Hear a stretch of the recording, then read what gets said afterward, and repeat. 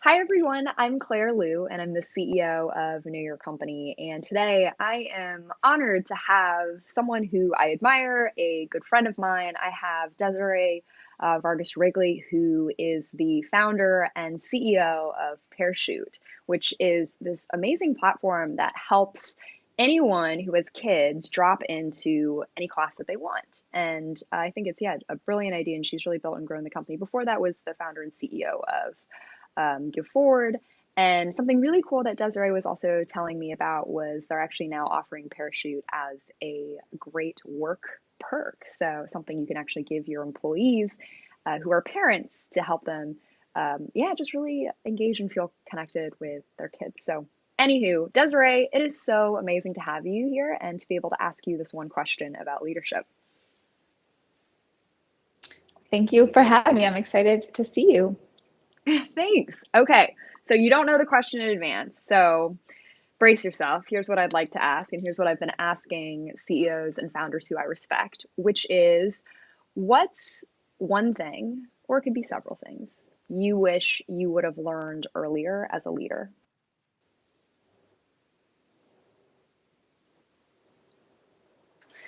Whew, that is a big question. I think one of early on, someone gave me this advice, but I didn't know actually how to internalize it until later. So I'm going to make it a two-parter. But the first one was that don't beat yourself up too much when things go wrong, but also don't take too much credit when things are going right. Because a lot of times there are things that are happening as a leader and as a company that are out of your control. And as much as you want to believe that you are driving everything, external forces really do have an impact. And great hires, of course, make a impact.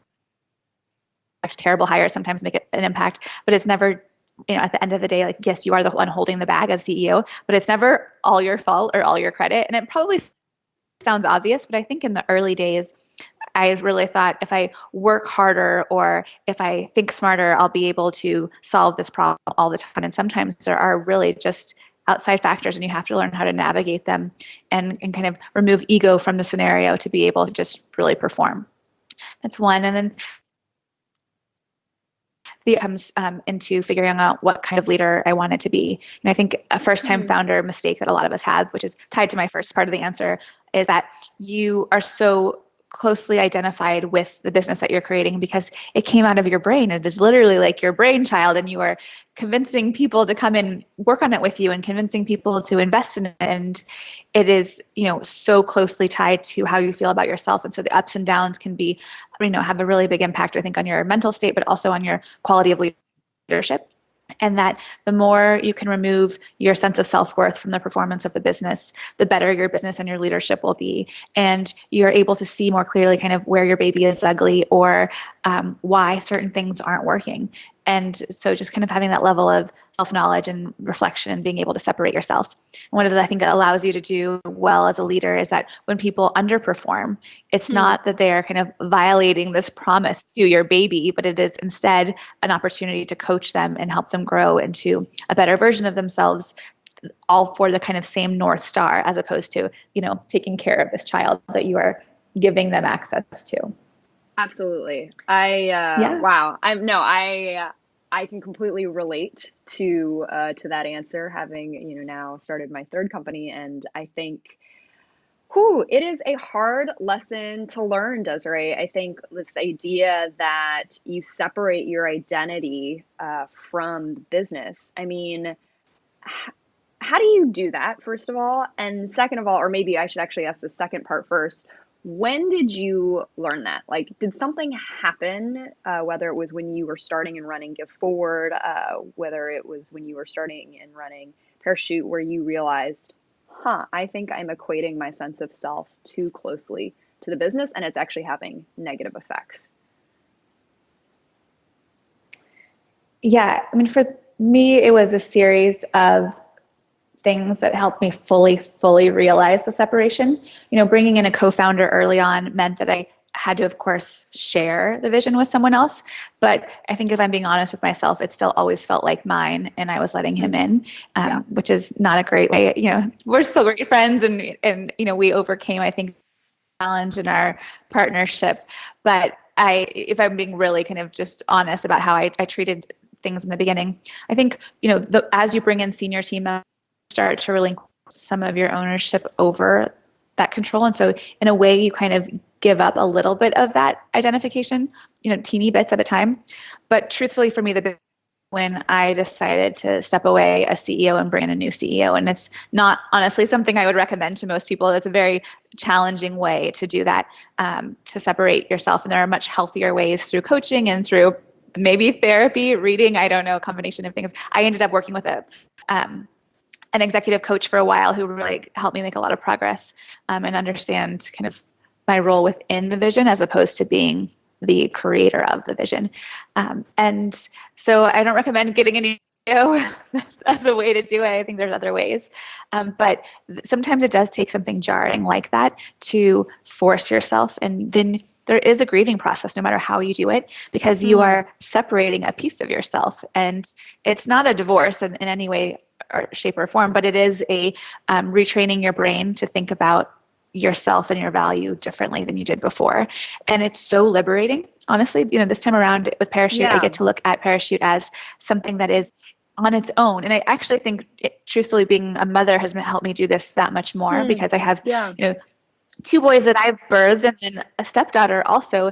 And my role as a parent is not to dictate who they become, right? But to help put them on this journey for success and to give them the foundation and the resources that they need to be their best selves. And that's true about a business too. And so, the analogy does continue, but one that is less emotionally aggressive, I think, which is that if you treat your company as this being that has its own life and its own identity and its own brand, right? And you create the resources and the support system around life.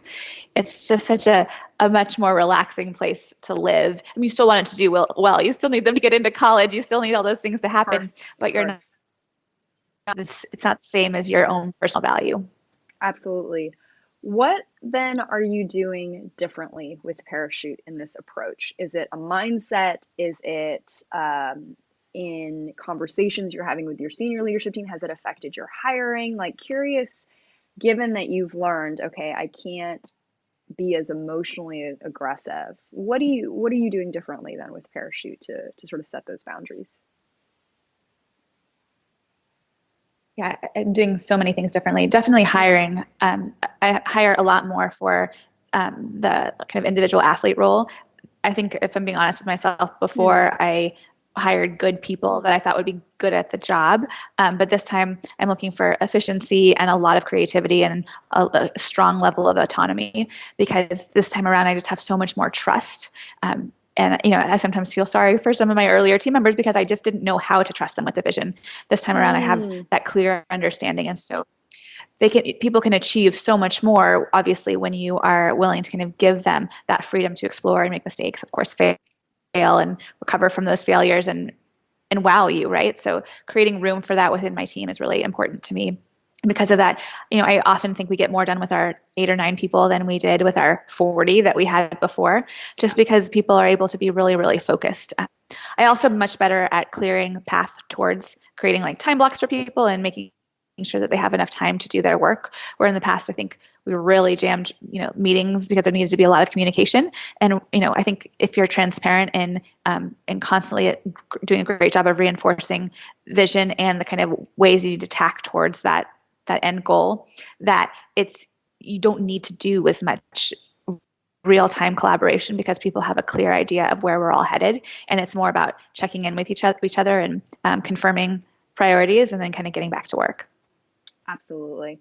I think many, I think there's so many CEOs and founders who I talk with who struggle with this, right? You start the company, you've been kind of killing yourself over it, and now someone else is going to start to do your job. And so being able to sort of release that and just be a lot more hands off, it takes a certain amount of discipline, but it sounds like that's really paid off and been the difference for you between the two companies. So it's amazing.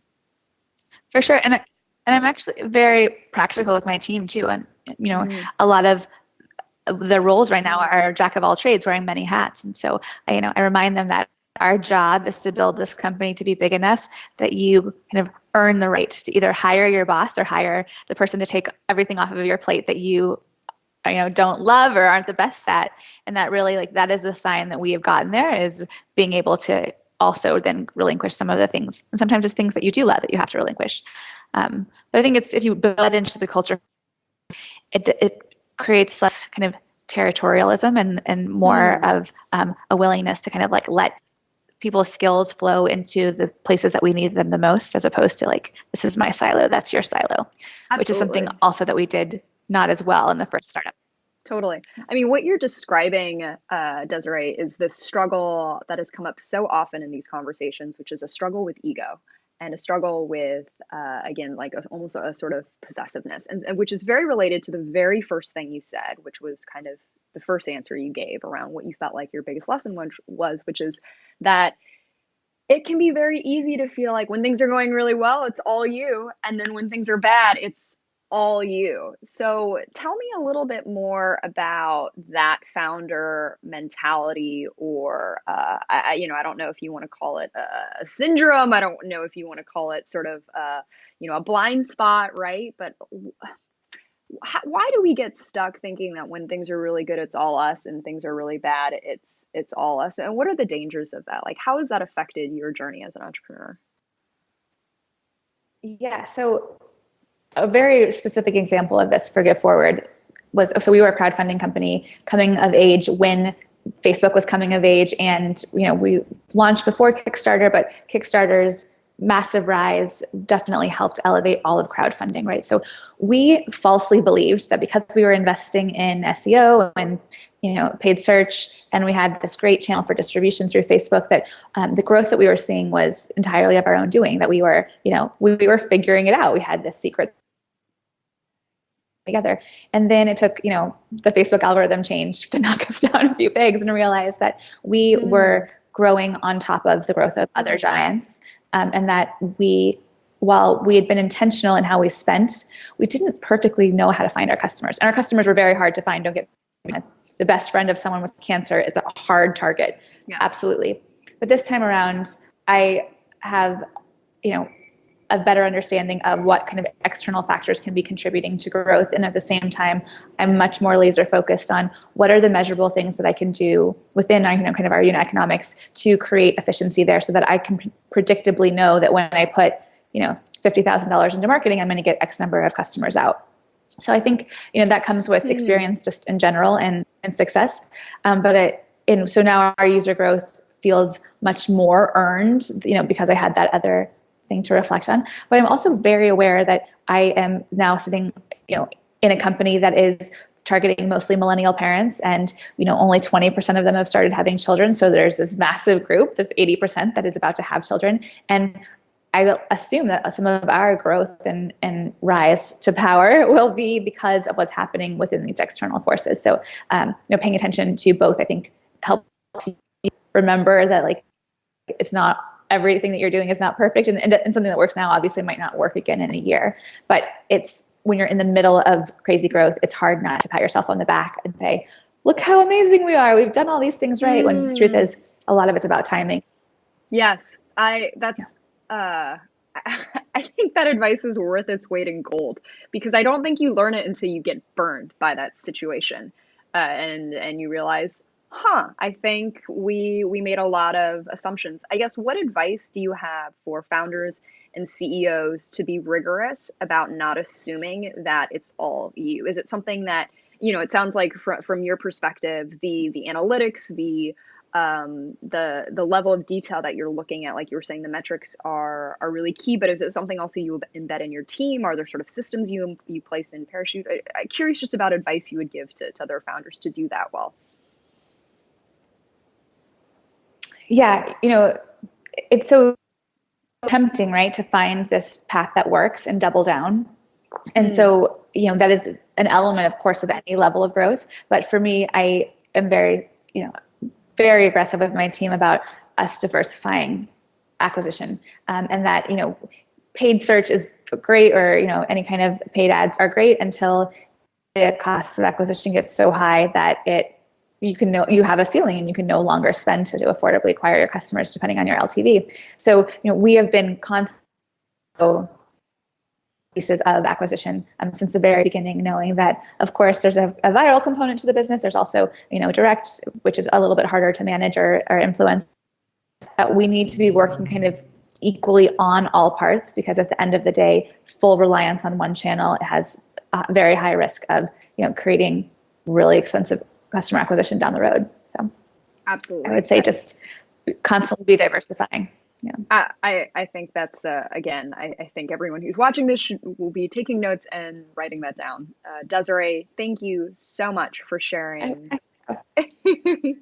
Yes, no, it's been I've been learning a lot just listening to you, and like I said, you're someone who I've always really enjoyed hearing about your experience in building and growing companies. So thank you so much. I know everyone who's watching has really appreciated your thoughts too.